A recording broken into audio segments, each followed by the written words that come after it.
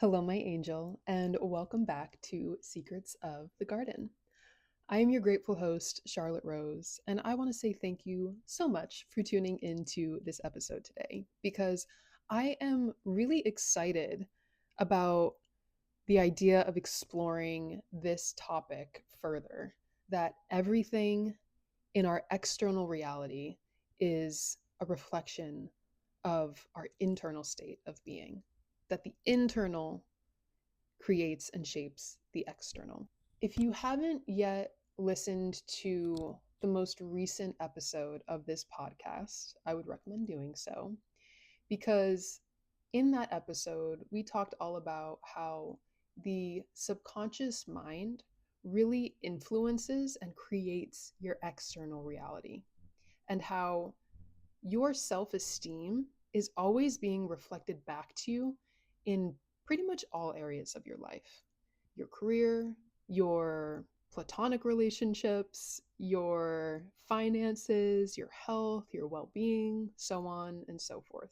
And so today, in this episode, I want for this conversation to be almost like a part two or a continuation of that foundation that we laid in the previous episode for how the internal creates and shapes the external. In today's episode, I'm going to be talking about the idea that you really should not take anything in your life personally, because the things that you come across in your life, any triggers, any comments of judgment, anything that makes you feel upset about yourself that's coming from another person or another entity, isn't really about you, and rather it is a reflection of the false perception that you have about yourself. Now, this might feel a little bit confusing to hear right now, but we are going to be talking about this idea in more detail in the moments to come. So, I would say that for the past few months or so, I've been thinking about this truth, really, that your internal state of being creates and shapes your external reality. As we discussed in the most recent episode of Secrets of the Garden, your subconscious mind, your most deeply seated beliefs, are the most influential aspects of yourself that will influence your external reality. The better you feel about yourself, the better life becomes around you. The more fully secure you feel with stepping into large sums of money, the more that money is going to find you. The more worthy you feel of true love, the more that true love is going to be reflected back to you in your romantic and your platonic relationships. The more confident you feel in your skills, the more opportunities will enter your life that will allow for your skill set and your capabilities to shine through. This is how life goes. And nobody really teaches you this. So it's a very empowering thought to step into as an adult. So, as I've been thinking about how our internal states create our external environments, I've also been thinking about the more detailed interactions that I have in life. Meaning, how does this understanding of life, that the internal creates the external, fit in with those smaller interactions that I have in my day to day life? How does how I feel about myself internally influence, or how does it tie in with how people talk to me? What others say about me? What other people's expectations of me are?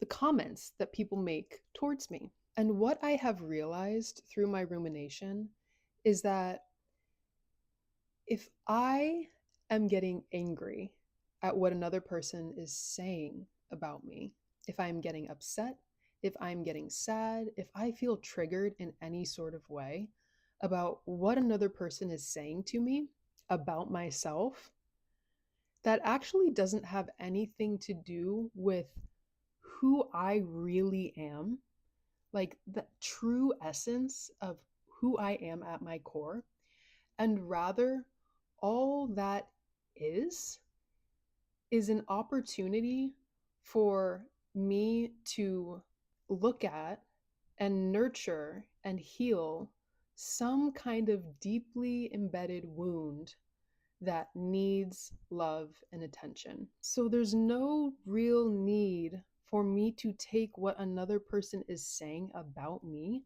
personally. Something that sparked me to think about any upsetting interactions in my life in this sort of way was actually the comments that I have gotten online. Now, I post to YouTube, I post to TikTok. Sometimes I'll post to Instagram, but it's mostly TikTok and YouTube that I post my videos to. And most of the comments that I have received thus far are really nice and they're really positive and they're really supportive. And I'm so grateful for all of those comments.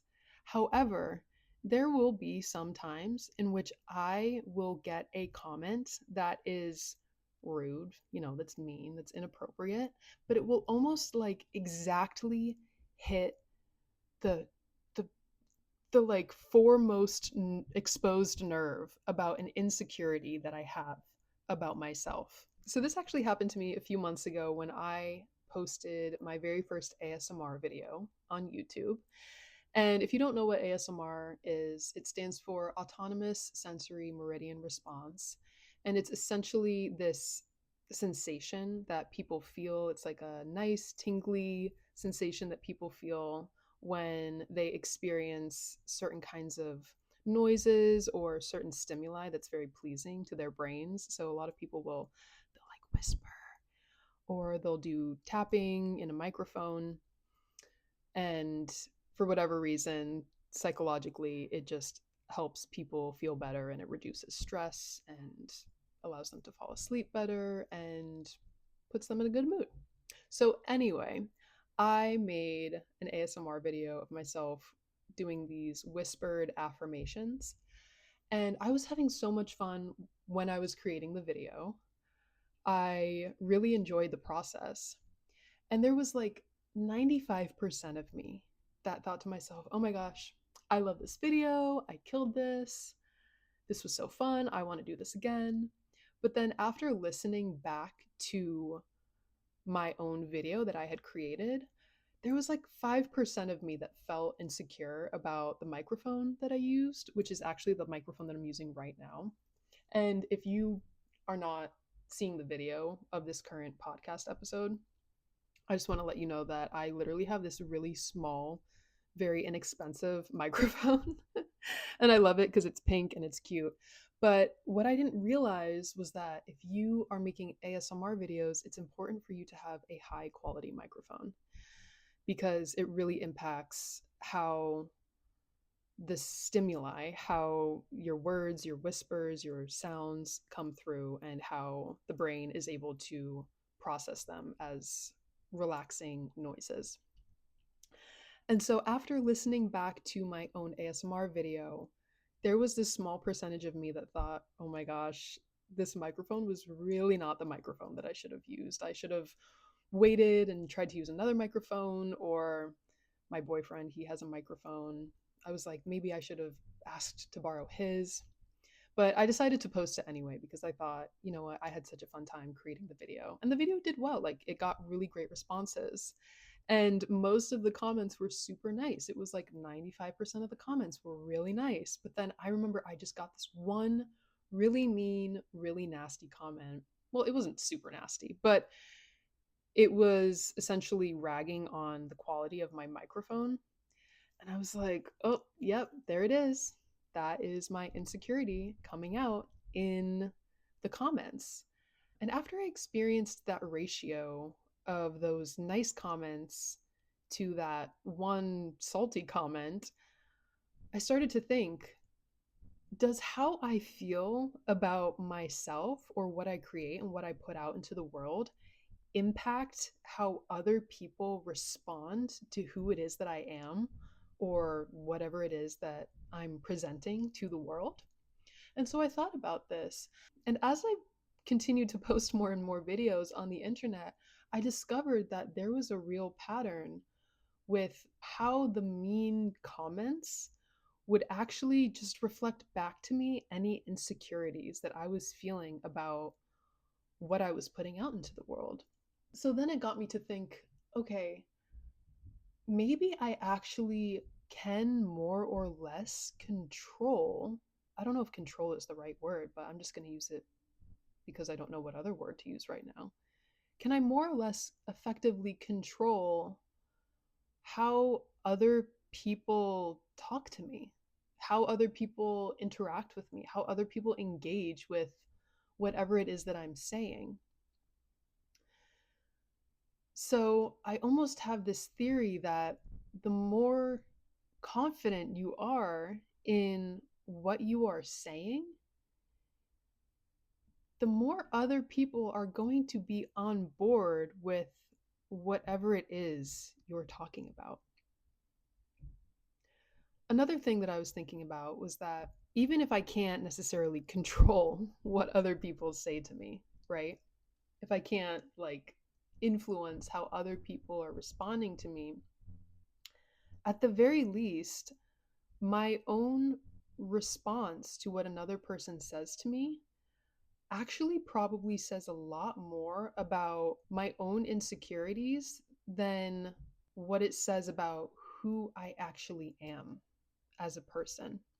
And what I mean by this is that if somebody says something that is not kind to you, but you don't even believe in what they are saying, like if they try to, let's say, insult the shoes that you're wearing, but you really love your shoes and you think that they are the coolest shoes that you've ever owned and will ever own in your life, then it's almost like you become unaffected by what that person is saying to you because you are so secure in your love of your shoes that the negative energy that is trying to infiltrate your relationship to your shoes can't even touch you.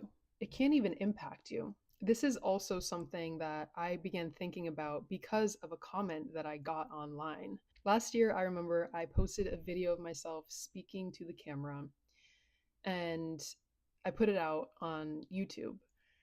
And I got this one comment that I swear to goodness, when I read it, literally I didn't even understand what the person was saying.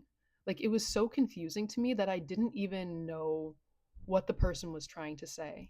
And it wasn't until maybe a week later when I presented this comment to my boyfriend and I said, "Hey, do you know what this person is trying to say? Like I'm actually confused about what they're trying to tell me." That my boyfriend was able to elucidate or maybe be like the translator for what this person was trying to say to me. Essentially, they were trying to insult my appearance by saying that I looked like someone that had a certain kind of disease, which is so mean, right? But the thing is that I didn't believe that at all. And there was no part of me that could see the resemblance between myself and my physical body and this sort of like diseased state that this person was trying to compare me to. And because I was so secure in my own perception of the way that I looked, it's almost like that comment flew right over my head. Like I couldn't even connect the dots. I couldn't even actually take in the insult that that person was trying to tell me because my brain just said, I don't even know what this person is talking about. This doesn't even make any sense to me because I actually love the way that I look. So, again, the point that I'm trying to make is that the more secure you become in who you are, in all aspects of who you are, the less you will actually be confronted with any judgmental comments that are trying to tear down certain parts of you because your foundation is so strong. It will be so strong that those comments, like, they can't even penetrate the armor that you have of self love that's surrounding yourself. I also want to be totally clear and say that I am not recommending for you to just take any and all negative comments towards yourself and not do anything about that. I'm not recommending that you just allow for negativity to wash over you and to not ruffle any feathers because you know who you are and that should be enough, right? There definitely is a time and a place for not reacting. For example, if someone expresses road rage to you and it's clear that you weren't really in the wrong and that that person is probably just having a bad day, then you can just continue driving and going about your day because it's likely that you're not going to see that person ever again, right?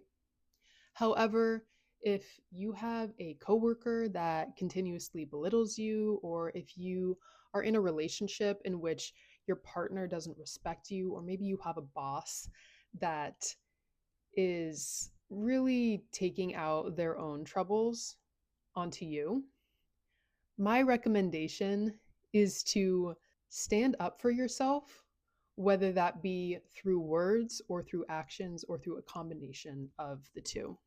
Because actually, when you learn how to stand up for yourself and when you are able to stand up for yourself in an appropriate way, where you are controlled in your emotions, when you are channeling your justified anger or sadness or worry or frustration, whatever it might be, that is actually a form of self love. Because if you stand up to another person and you say, hey, actually, I respect myself so much to the point where I am not going to tolerate this disrespect, then it pushes not only yourself to be a better human being, but also it pushes other people to be better people as well. And I am a firm believer in the idea that we are put on this earth not only to love ourselves to the fullest and to become the best version of ourselves that we can be, but also we are meant to push others, to guide others, to inspire others to be the best version of themselves that they can be. So definitely know when it's appropriate to stand up for yourself, especially if it's a continued pattern that you are experiencing in your life. And if it's from one specific person, or, oh my gosh, I have an ant on me. Oh my god, the ant loved my perfume. The ant's like, oh my gosh, you're a little sweet treat. I'm like, no, I have to stand up for myself. You have to get off of my body. Thank you very much. But anyway, as I was saying, I want to make it clear that I am a firm believer in standing up for yourself when it is appropriate to do so, when it will actually energize you rather than deplete your energy levels long term. And also, I do feel like you should stand up for other people as well and not be a bystander. Because when you stand up for other people, you also push other people to become better human beings. I recently saw this little art piece online, which was a yin and a yang symbol. And on the yin side, it said, do no harm. And then on the yang side, there was text over it that said, take no shit. And honestly, when I saw that, that really stuck with me because I feel like if you abide by those two rules and you really implement them into your life, it makes your life so much easier and so much more peaceful. And it will also help other people to be better human beings because they will have no choice but to respect the boundaries that you are setting for yourself. So I recommend that you just keep that little sequence of words in your back pocket. Do no harm and take no shit.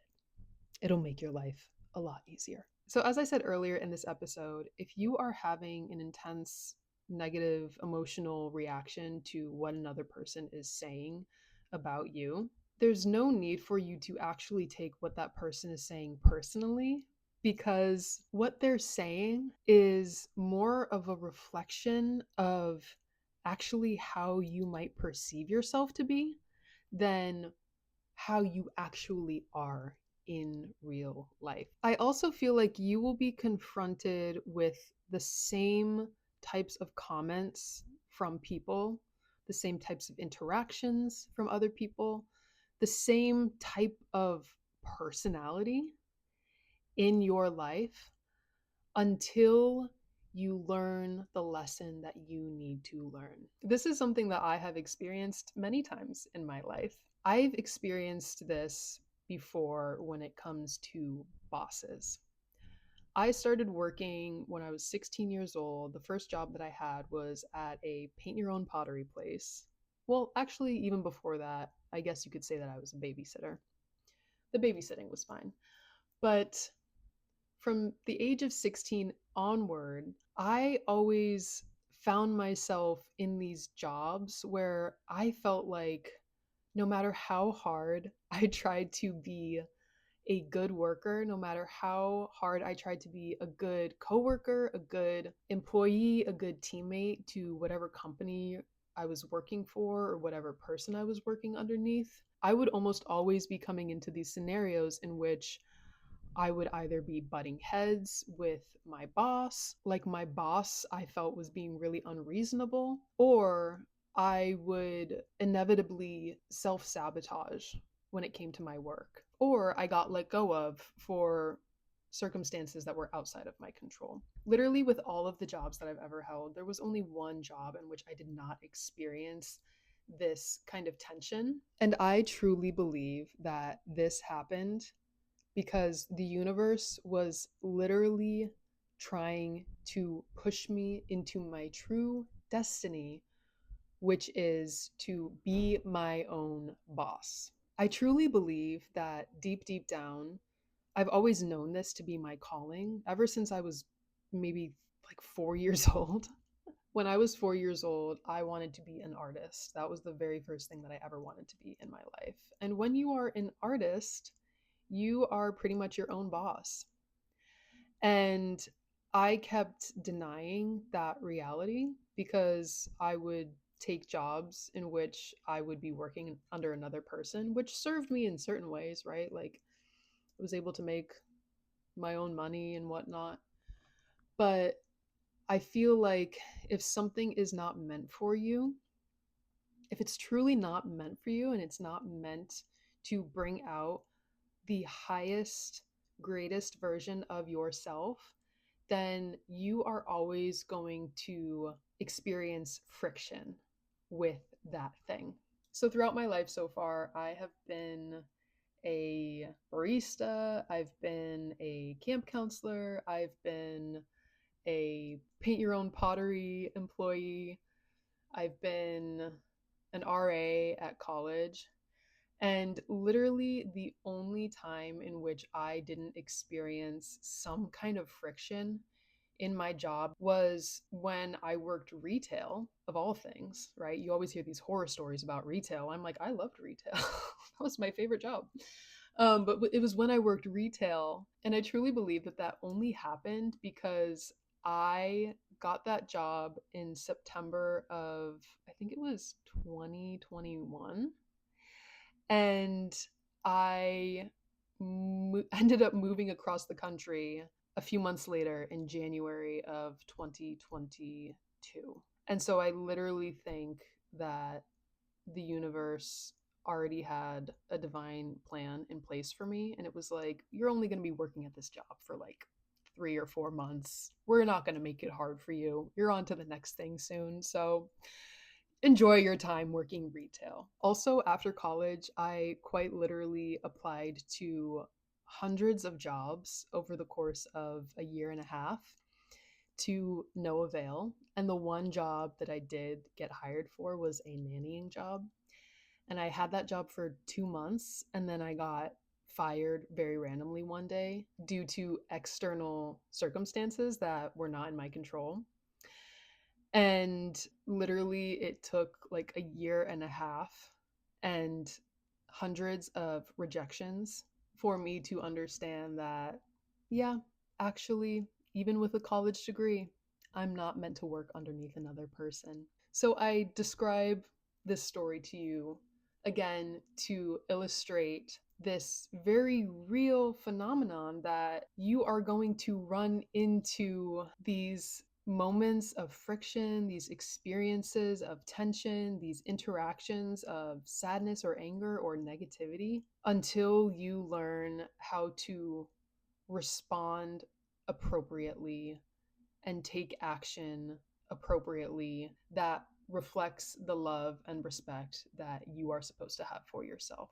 So before you react really intensely to what another person might say to you, just take a step back and think to yourself, okay, if this is like a one-off interaction that I'm having with another person and I'm reacting, or I want to react in this really emotional way, maybe this means that I should take a look at this wound, this nerve that's being hit by this other person, and use it as a chance to heal this insecurity that I have about myself. And if you repeatedly find yourself in the same scenario of negativity with another person, whether it's like your partner or your boss or anybody in your life, a friend, I also recommend that you take a step back and think to yourself, like, is this relationship really reflective of the love that I'm supposed to have for myself? Or am I accepting a subpar relationship because I actually don't feel like I'm 100% worthy of true love? It's a little bit of a hard pill to swallow, but when you do swallow it, and when you do confront those emotions that you have about yourself, your life will absolutely change for the better. I used to be in some really tough relationships in my life. And I do believe that I almost attracted certain people into my life that reflected how I actually felt about myself. And I also want to say that I am not trying to perpetuate this idea of victim blaming. I don't believe it's your fault if there's a certain pattern of a certain type of person that keeps appearing in your external reality. It's not your fault because you never wanted that to begin with. However, the great news is that I do believe that you can change the people that you surround yourself with and the interactions that you have with other people. I saw on Pinterest actually not too long ago this photo of, I think it was some woman, and there was text over it. And it said, self love is the highest form of protection.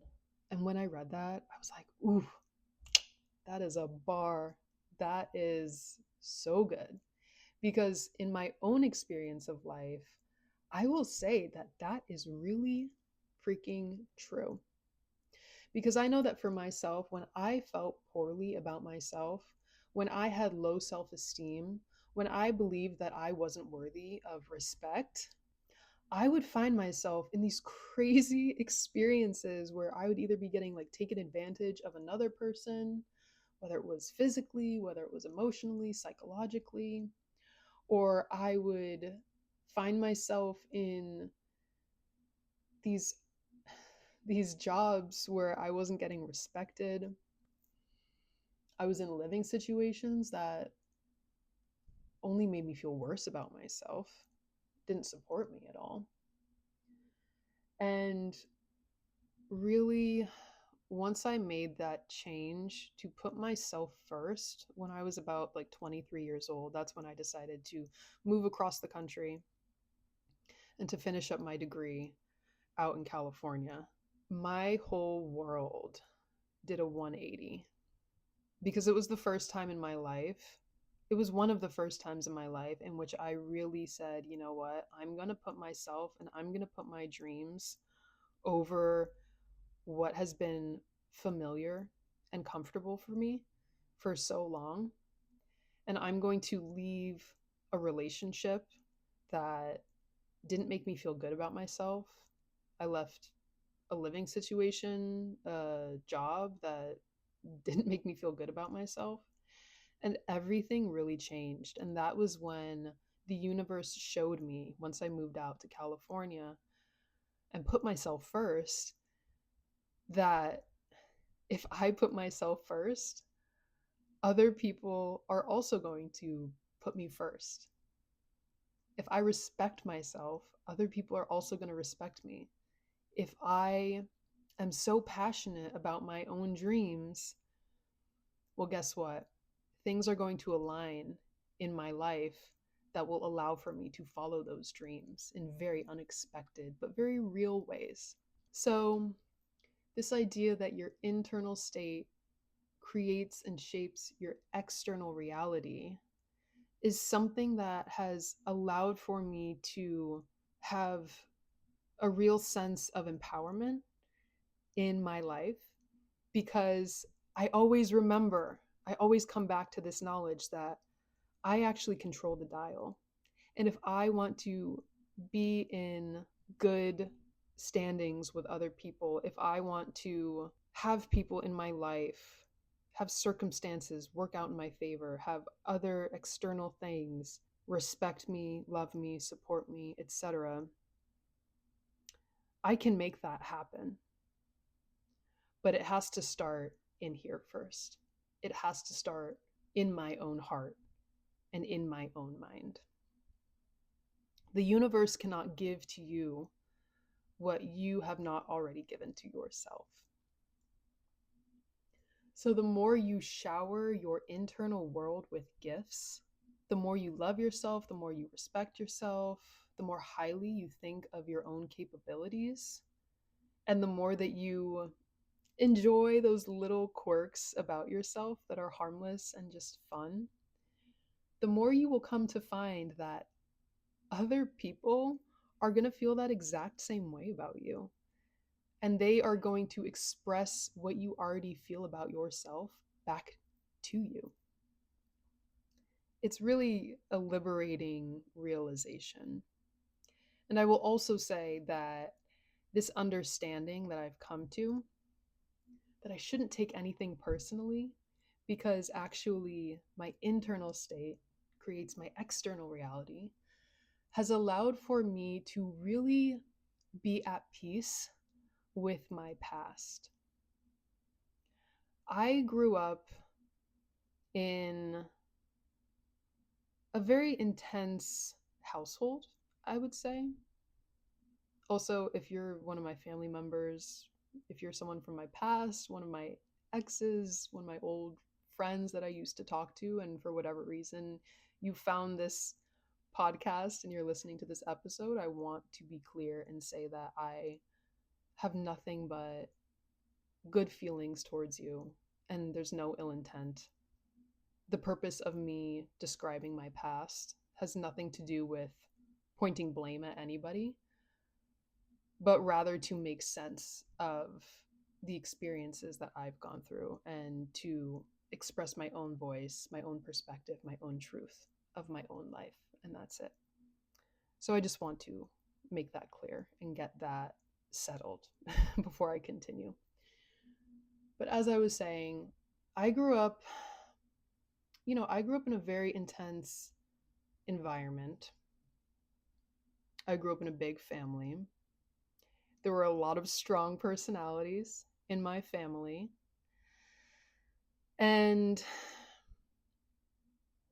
unfortunately, I think a lot of my family members experienced things in their own lives that made it so that it was hard for them to be their best self to me and to other people in my family. And there were times in my life where I thought to myself,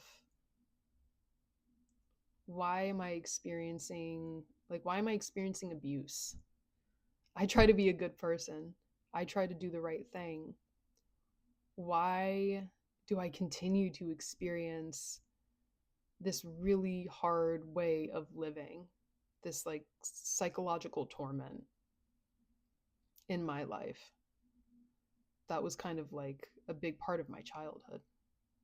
And also my early 20s, like my early adult years. And now I've come to this place of acceptance and understanding and forgiveness for other people and for myself, because I feel like our self-esteem as I've said before, is always being reflected back to us in our external environment.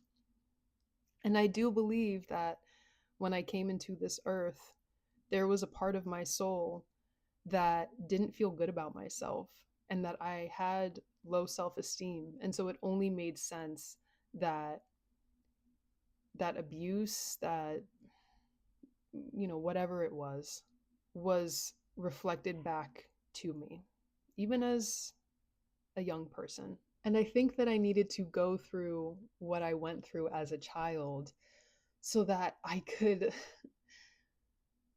learn how to really love myself once and for all. This realization that I've had about my own life, about my upbringing, about my past has been one of the most freeing, liberating, relieving understandings that I've ever come into about myself and my own life.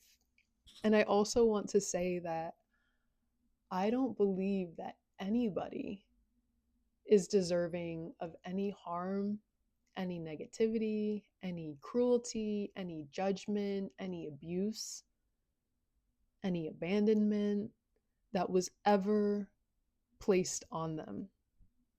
I don't believe that anybody's worthy of that.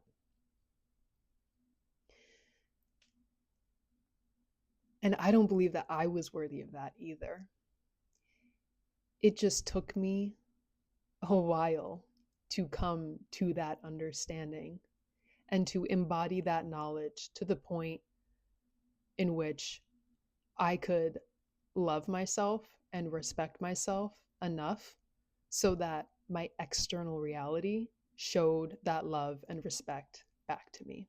When you heighten your own standards, your reality has no choice but to meet you at the standards that you are holding.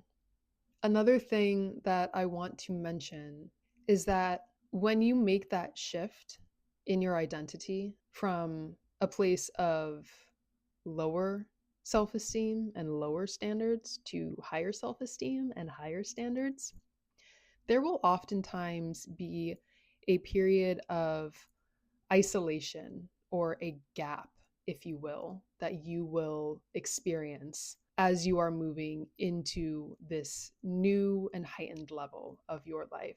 A lot of people don't want to let go of the things that are not serving them because they feel like they are going to be left empty-handed if they let go of whatever it is that they've been holding on to.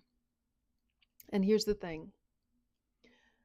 Sometimes you will be, quote unquote, left empty-handed, but I want to reassure you that that is only temporary. And anything that you let go of that doesn't serve your highest good will always be replenished with something even greater than what you had previously been holding on to. This gap that you might experience during this transitional phase is also for a good reason. It is literally by design that you experience this period of isolation or this void, if you will.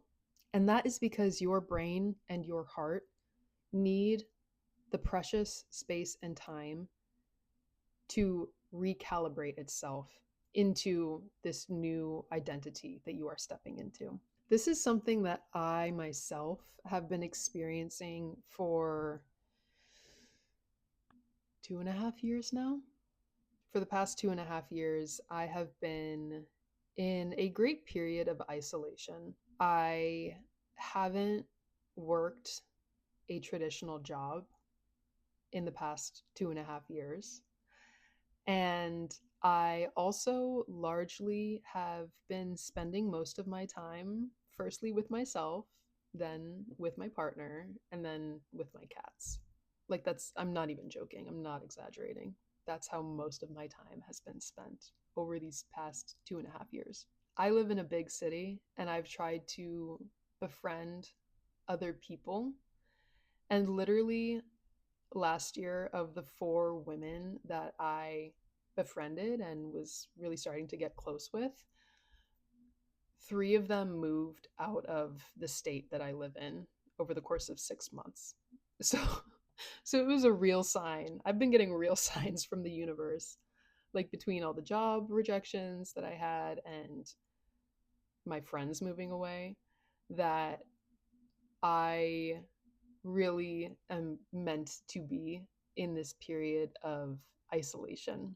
Like, this is something that I have learned to more or less accept as my truth, but also as my temporary truth. And even though I have felt quite lonely in certain ways over these past 2.5 years, I cannot tell you how important it has been for me to have this time and space to myself, because it has revealed to me more and more what my actual destiny is. It has been confirmed to me through this period of isolation that I am meant to be my own boss, that I was put on this earth to help heal other people and to allow my messages of healing to come through the art that I make. And also that my art not only helps other people to heal, but it helps me heal first and foremost. And I think that these are truths that I've always known really deep down, but it's just taken me a long time to actually accept and to come to terms with. And so I feel like the universe over these past 2.5 years has been reflecting back to me what my subconscious beliefs are, like what the core of who I am believes about myself. Had I not confronted my own internal wounds, and had I not started to heal myself from the inside out, I would have never come to these revelations about myself. The number one reason as to why life has gotten better for me is because I first had to be brave in releasing the negative beliefs that I had about myself. I had to challenge what my own perception of myself was. The more that I began to love myself, the more that life itself started loving me. So if you are afraid to put yourself out there because you're afraid of how other people might perceive you, or you're afraid that you'll be judged more heavily for exposing a part of yourself that you've never shown to the world before, just remember that you really do control the dial, and that whatever you feel about yourself internally is going to be reflected back to you in the interactions that you have with other people. The more insecure you are, the more you will run into situations in which those insecurities are going to be highlighted. The more anger that you hold, the more fights you are going to find yourself in with other people. The more lack that you focus on in your life, the more jealousy you will feel towards what it is that other people have. But the more confident you are in your decisions, the more other people are going to be excited and support the decisions that you make. The more kind and forgiving you are to yourself, the more other people are going to be kind and forgiving to you. And the more gratitude that you have for the things in your life, the more abundance will appear in your reality. So remember that you have a lot more power than you realize when it comes to creating and cultivating the life experiences that you want for yourself. The triggers that arise in your life are actually windows into what needs love and attention in your internal state. Any past experiences that you've had in your life of suffering do not need to be in vain. Extract the lessons that are to be learned from those experiences, let them strengthen you, and leave the rest. Pretty much everything in your life, now and forevermore, will be a reflection of the level of love, appreciation, and respect that you have for yourself. which is a great thing to know because it means that you have the power to change your life for the better at any point in time. No matter what your past has been, and no matter what your current reality is, you can always change things for the best. Thank you so much for listening. This was a great episode. I love you so much, and I hope you have a beautiful and blessed day. Mwah.